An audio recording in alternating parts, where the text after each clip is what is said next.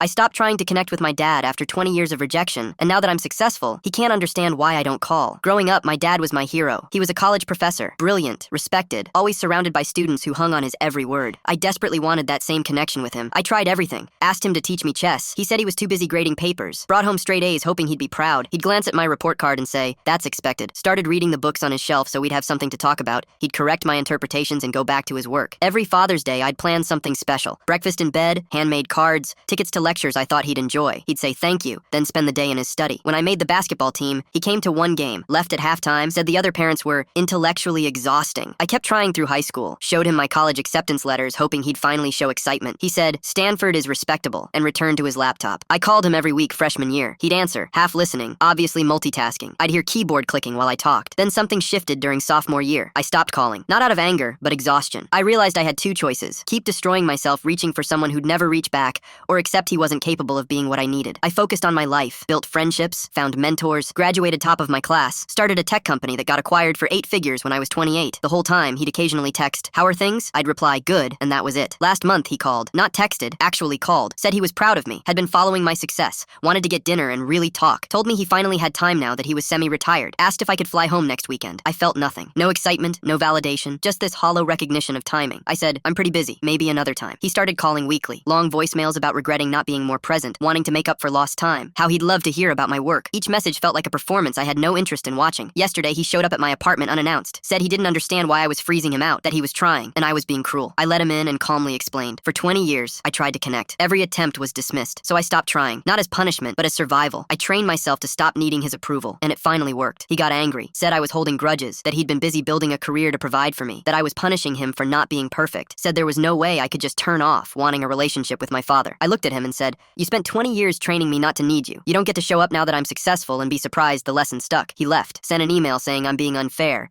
that he's genuinely trying now and that should count for something, that family is supposed to forgive. I haven't responded. Part of me knows he's right that people can change, but the part of me that waited for him to show up, that part is gone, and I don't know how to bring it back, even if I wanted to.